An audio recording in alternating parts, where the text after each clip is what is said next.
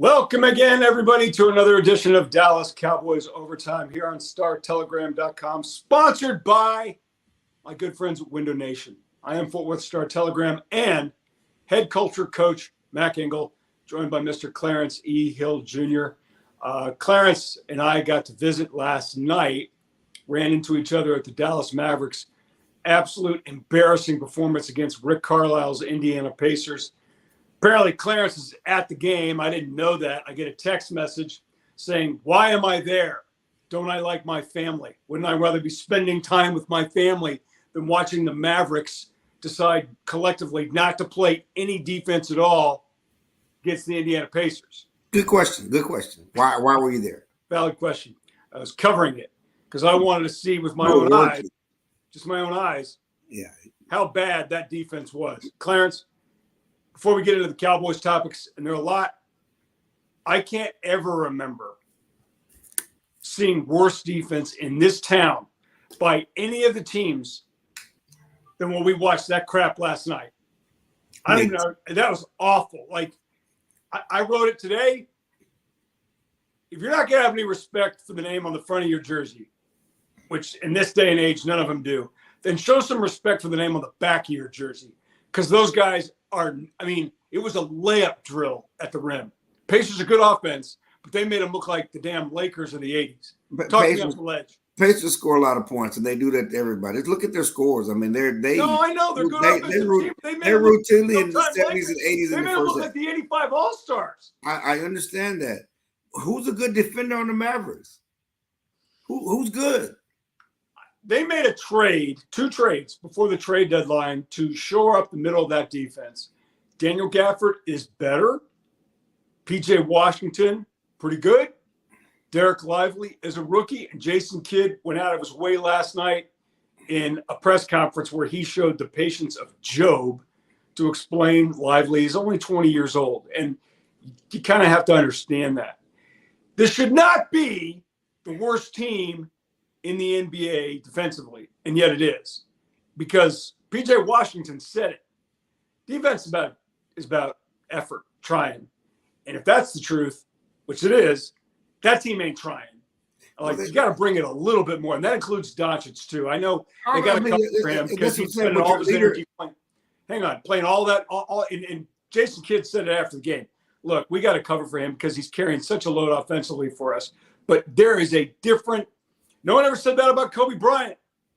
No one ever said about Michael Jordan or a lot of great offensive players. He can be better on the defensive end. All those guys can. Kyrie Irving too, because that is humiliating, emasculating, awful. Fire the coach bad.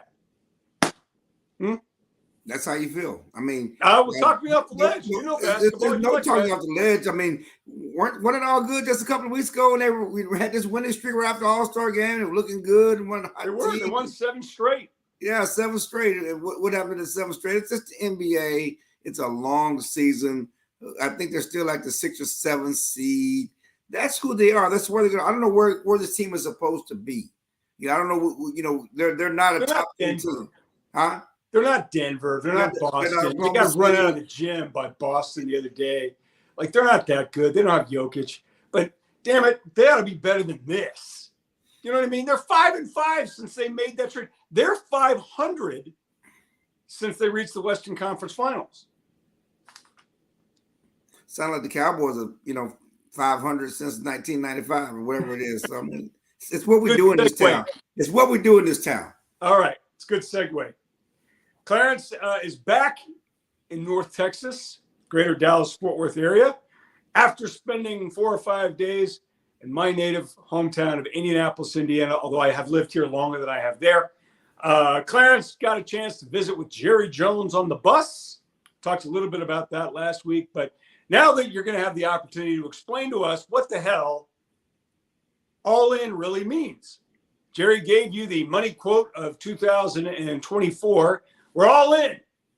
We're all in. Other 25 years, they have not been. Now they are. Okay.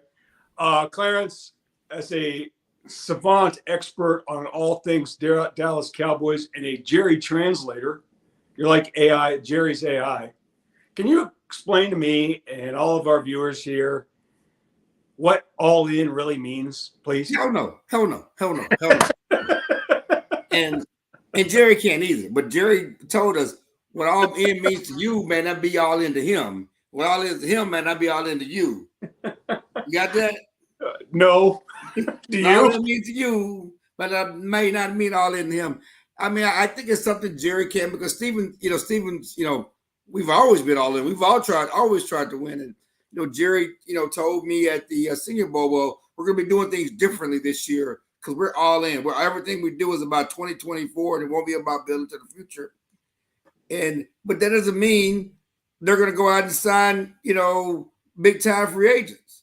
So what does all in mean? I don't know. We do, they got all the coaches on 1-year deals to align with Mike McCarthy. They, they're not going to go out and sign big time free agents. We don't know if they're going to sign Dak or CD or anybody to contracts. I don't know what the hell all in means, and I don't know if Jerry knows what the hell all in means, but he need to say something to get the fans back on the hook. Yeah, he's great at it. Okay, let's go back a couple years. I think it was 2019. Dallas Cowboys are a month and a half into the season, and they recognize they've got a pretty good team, but they made a huge mistake in the offseason by cutting Dez Bryant and going with the by committee approach at receiver. So they go out and they give a first-round pick to the Oakland Raiders, then Oakland Raiders, for Amari Cooper. Comes to town, does a great job.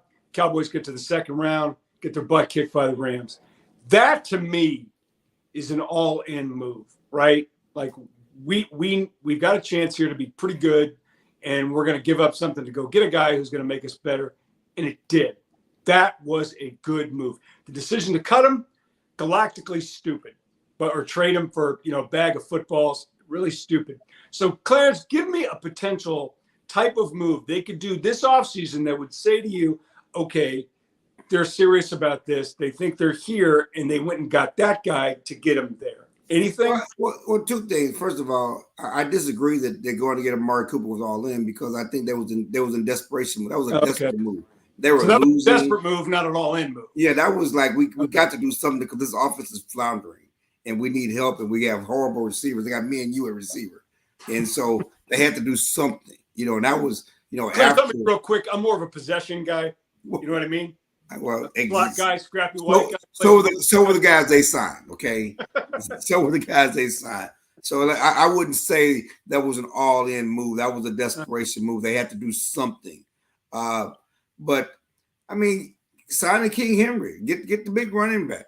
What about Saquon Barkley? He's going to be Barkley, Henry, Derrick Henry's going to be available. Derrick Henry lives in Dallas. He works out in Dallas. Girlfriend's in Dallas. That would be a move.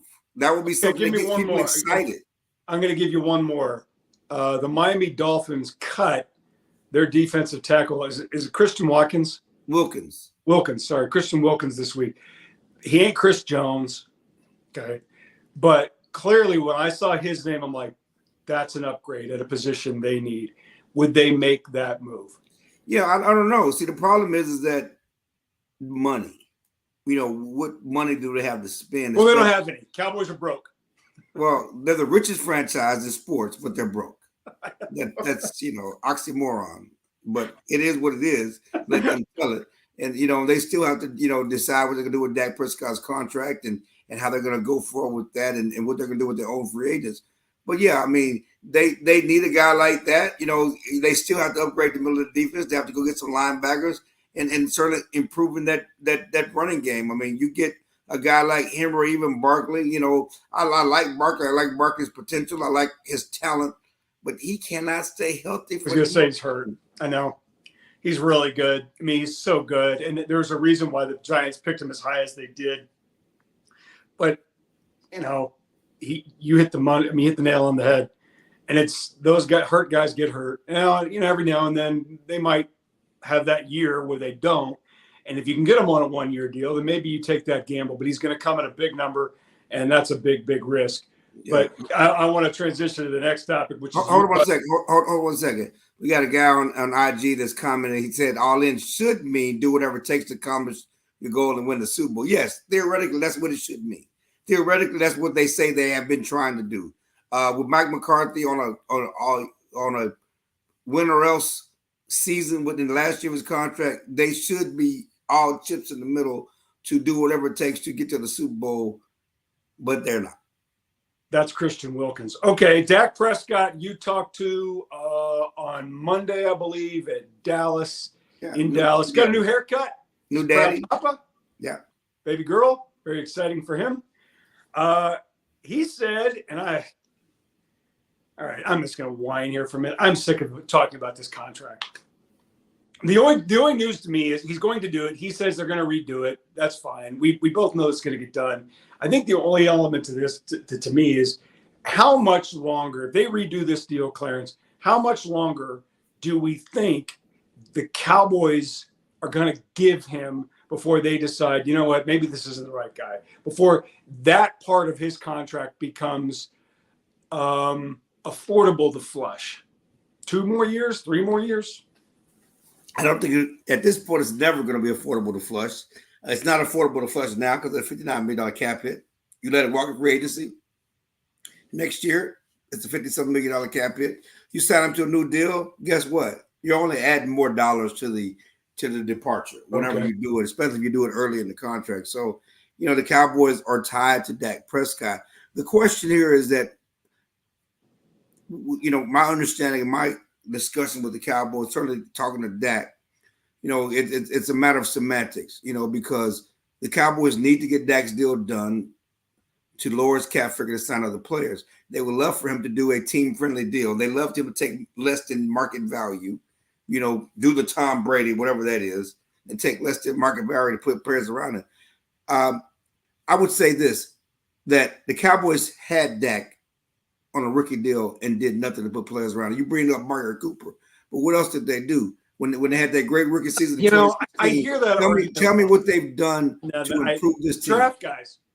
Yeah, but they can do that. They do that. That's part of everybody drafts guys. Yeah, what have they done to say we're going to take advantage of Dak on a cheap deal and let's sign guys to be all in? But in fairness, Clarence, other than maybe Patrick Mahomes, who is an outlier, and we're going to end up in this era is going to be comparing everybody to Mahomes, no different than the previous era compared everybody to Brady.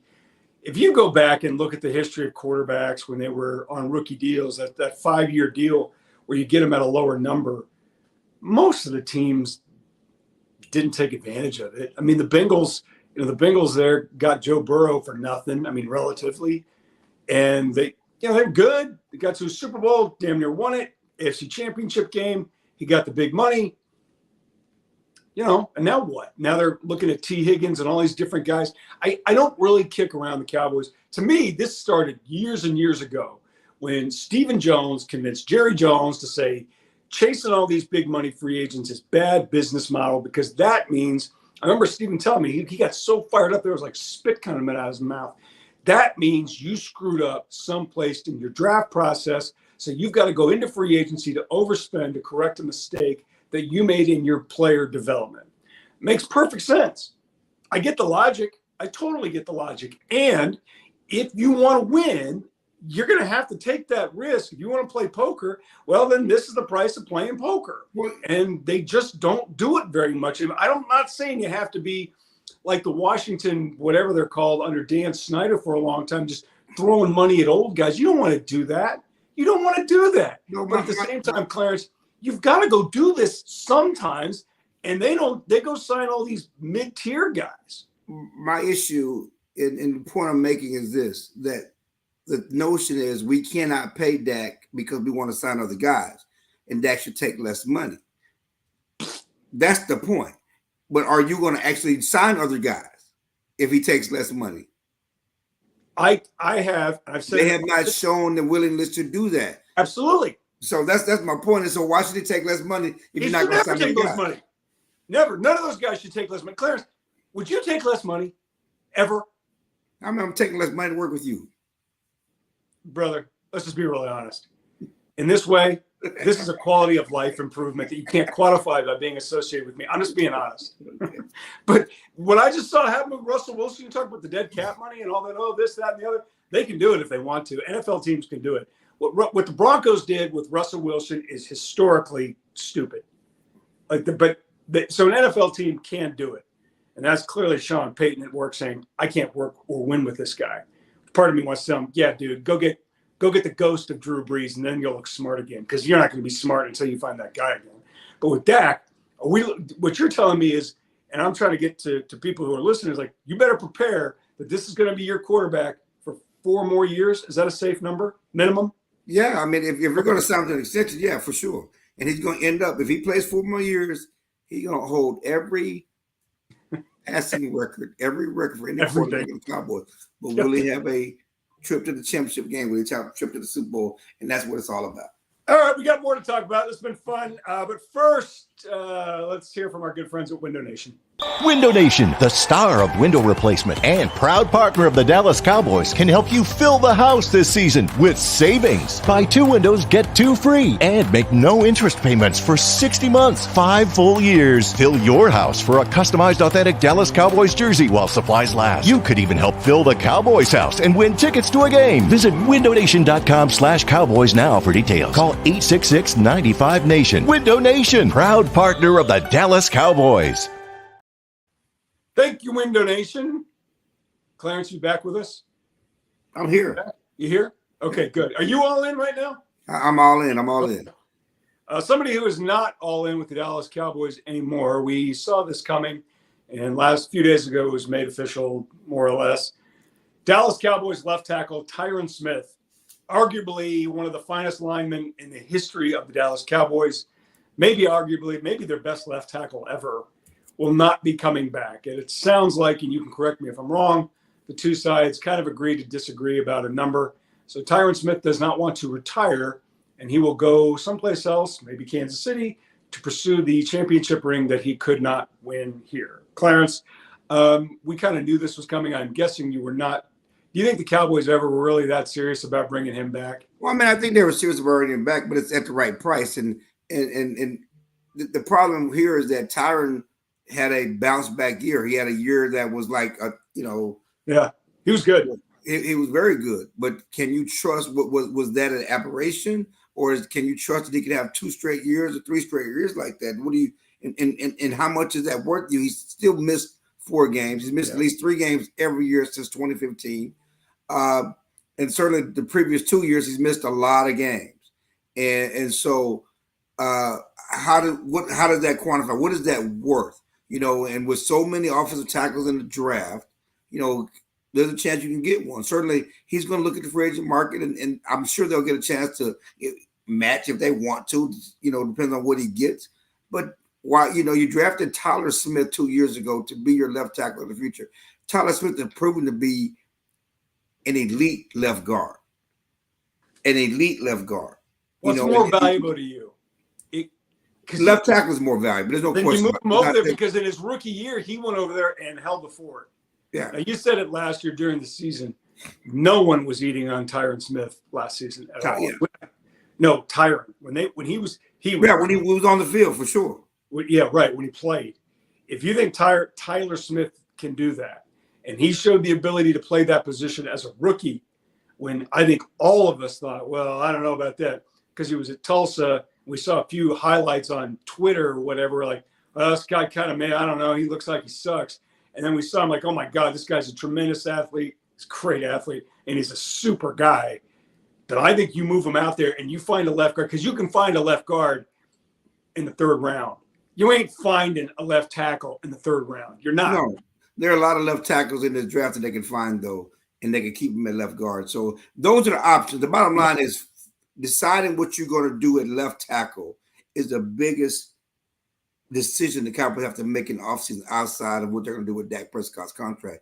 That's what the deal is once you moved on from Tyron Smith. And Tyron Smith is certainly not the only guy that's going to be walking out the door. We know you wrote it last week. You said it here. The Cowboys fully expect now Leighton Vander Esch will retire. So he retires. That's a big one. Who else will probably be? Tony. I think that they're trying to bring Pollard back. Pollard's a free agent. They want to bring him back. But most likely they're going to cut Michael Gallup, okay? At receiver. They signed that deal when they got rid of, Amari Cooper, which made no sense at all. They're going to most likely move away from Michael Gallup. Either he's going to have to take a pay cut or be cut most likely is going to be cut. He's gone. And certainly Center Talabiadis, I think they're going to move on from him. He's a free agent, and the Cowboys are not going to pay to keep him in free agency. No, they shouldn't. So that means they're going to be looking at least two offensive linemen to replace in the offseason. Wide receiver 3, right? They're going to need WR3. I don't know if that guy's on this roster or not. I think Jalen Tolbert, not about committing to him. Interesting name out there I wanted to float to you. The Los Angeles Chargers are going to cut, if they haven't already, linebacker Eric Hendricks. Yeah. He has a relationship with Mike Zimmer. They were in Minnesota together. They need a linebacker. I don't think he is what he was when he was in Minnesota, when he was under Zimmer.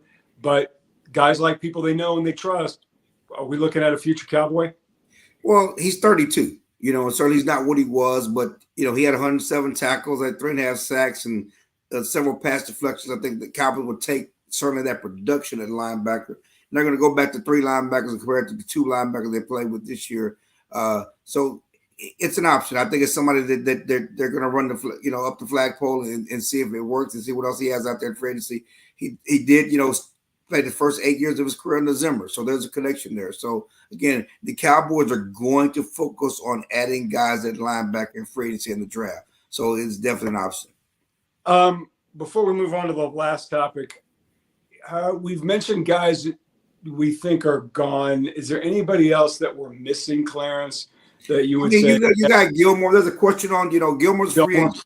Gilmore's a free agent, and, what's he going to cost for free agents? I just know that talking to the Cowboys, they really have to decide how they're going to attack the Dak Prescott contract before they can focus on who they're bringing back and what they can pay guys. And that is really the linchpin of what to do with the Aussie. Either going to sign him to an extension or they're going to kick the can down the road and the built-in adjustments to lower his cap figure, but he cannot play that $59.4 million cap figure, cannot stand.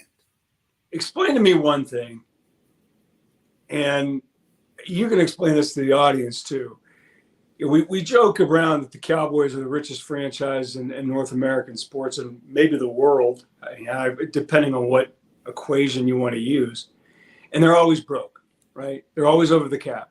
Explain to me, if you can, and it happened when you and I were covering the team 100 years ago. They're always either right against the cap or over the cap. The Cowboys are never the team with $50 million to spend in the offseason. They pay their guys. I mean, they had to work for years to eat the Romo contract, after they cut him after Daks. So they have commitments. Zeke still counts $6 million against the cap this year, and he's been gone. And he'll be gone. He's been gone. He didn't play last year, wouldn't play this year. He's gonna count $6 million against the cap. So they have commitments from past years, from past dealings, from making adjustments to kick the can down the road. There are things that they've always dealt with, deal with. One thing about the Cowboys, and we can talk about them not spending outside free agents, they do spend on their own guys, and sometimes it's a mistake. A lot of times it's been a mistake, and they have to eat that money in the end when those guys don't live up to those deals. All right. Speaking of paying guys, Micah Parsons, Micah Parsons is coming up on his 5th NFL season, and the Dallas Cowboys have exercised the standard 5th-year option for first-round draft picks, the club option. They've exercised that, but they designated him not at linebacker, but at defensive end, which clearly says to me they want to make sure negotiations for his monster contract extension, whenever it comes, go smoothly, because the difference in the salary between a linebacker and a defensive end is about $2.7 million. I'm sure you saw this coming, but with him getting this designation now, is there any chance, Clarence, they'll knock his contract extension out before they address the big $8 billion elephant in the room, wide receiver CeeDee Lamb? No, I mean, they're a year away from Micah, and that 5th-year option not till 2025. He's under his rookie contract still to 2024. Oh, I said he was coming up on his 5th season. I misspoke. No. Sorry, go ahead. No. So that's not till 2025, but it's out there. But you have to designate it this spring that you're going to pick up the 5th-year option, just like they're not picking up the 5th-year option on Trey Lance. They're picking up the 50 option on Micah Parsons. But to me, it's much ado about nothing because at the end of the day, Micah Parsons will not be playing on the 50 option and not be playing on the defensive end number or the linebacker number. He's going to be playing on the number that makes him the richest defensive player in NFL history, which was set by Nick Bosa when he signed a 5-year, $170 million deal with the San Francisco 49ers that has an average annual salary of $34 million. That's the number they're looking at. That's what you're going to most likely get for Micah Parsons. So at the end of the day, it doesn't matter what they designate him on a 50 option at. There's no way he's playing on a 50 option. There's no way that's going to come into play. Okay, you mentioned it. Let's talk about this guy because we talked about it last night at the Mavericks-Pacers game, and it's certainly an interesting storyline, and that is what they're doing with third-string quarterback Trey Lance. Now, in September or August of last season, they sent, and I think Jerry did it, Jerry sent the San Francisco 49ers a 4th-round draft pick for the 2024 draft to the 49ers for a quarterback who was a top 5 overall pick and clearly had fallen out of favor with the 49ers because of the emergence of Brock Purdy. Lance has played a little bit. I clearly think they don't think he can play, the 49ers, and that's why they gave him up as easily as they did. But the Cowboys had this guy under control. They bring him here last season. He can't do anything really during practice because the practice is for the ones and a couple of opportunities for the twos, maybe some scout team stuff for Trey. But this is the time when they get to really know this guy and see if he can do anything. So now he gets his roster bonus, which is $4 million or whatever. But Clarence, they've got Cooper Rush, who proved to be a pretty good backup quarterback. What are they going to do with this guy ultimately? Well, he's going to compete for the backup job. And there was a rumor. Rich Eisen had a rumor, out of the Senior Bowl, not Senior, but the Combine, that the Minnesota Vikings may try to trade for Trey Lance. I mean, that's the Cowboys' biggest hope is that they can flip that 4th-round pick for maybe a 3rd or 2nd-round pick that someone would trade for. I don't see it. I don't know how that happens, especially without him, actually playing, and that's certainly not going to happen this offseason. Talking about McCarthy, he's going to compete with Cooper Rush for the backup job in training camp next year in the preseason. They're going to give him a lot of reps because he needs a lot of reps. He does. If you look at his reps, not just at San Francisco, going back to college, he has not thrown a lot of passes. He's not had a lot of starts. He needs reps. Certainly you like his fundamentals, you like his potential, but there's nothing otherworldly out, that he doesn't blow you away doing anything. No, he's a nice kid. He has a strong work ethic. Yep. He's athletic. He can throw the ball, but he needs reps, and you don't really know what you have. And Jerry Jones said it best. We don't know what he can do on the football field. We know what it looks like in practice. We like what it looks like in practice, but we don't know what it looks like in games, and they have to find that out. Okay, I lied. We do have one more thing to talk about. Cowboys culture problem. This has always been, culture's become one of the buzzwords in sports. Heat culture. Culture problem. We don't have a good culture. The Patriot way. Patriot way, otherwise known as the Tom Brady way. Culture. All right, well, now the Cowboys, because they can't win a damn divisional round playoff game or now a wild card game, their problem is culture. And I've heard this for a long time, that these guys are all entitled, spoiled, without too many podcasts, too many blogs. Too nice facilities. The facilities are too nice. The facilities are just too nice. Facilities are facilities. I love that one. I'm like, have you been to another NFL facility? They're all nice. Facilities. Too many tours. Too many tours coming in. While they're working. Oh my God, Jerry has turned that damn place into a zoo. It is really. It's a corporate. Look at us. We're like caged animals. You were doing the press conference. People just peering in. It's like a corporate petting zoo. Here, let's entertain our corporate advertisers, and they can watch, the giraffes and the elephants play football, right? And maybe get an autograph or a picture. So that's part of the culture problem. Okay. Jerry said it on the bus. I totally agree with him about this. This is not a culture problem. Our problem is we couldn't stop the run. We couldn't run the ball. That's not a culture problem. I is agree. He wrong? No, he's not. And I'm with Steven and the most. Culture does not show up just in the playoffs. The Cowboys have won 12 games each of the last 3 seasons. If they had a culture problem, they would be 4-12. They'd be They've been the Cardinals. It would show up in the regular season and not just in the playoffs. Totally agree. Okay, if they really had a cultural problem, they have a can't win the playoffs problem. That's their problem. Can't win the playoffs. You know, True. They got to find guys to step up and win and play the best football when it matters most in the playoffs. That's not a cultural problem. That's a can't get it done when it matters most problem. And I don't know how you solve that without just getting guys that show up. You know how you do it, Clarence? You be all in, damn it. You be all in, or you be all in. You find Troy Aikman and Emmitt Smith and Michael Irvin, and you clone them and put them right back here. Why can't we clone guys? You know, AI's doing everything. Why can't we Charles Haley, Indiana Jones like 20 years old again? Why can't they make the triplets 20 and 22 years old again? Exactly. Thank you. All right. This has been fun.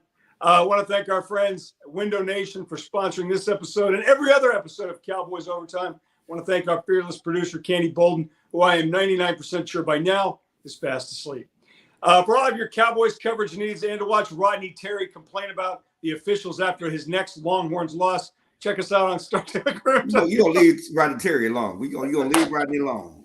Leave Rodney alone. It's all right. See you next week.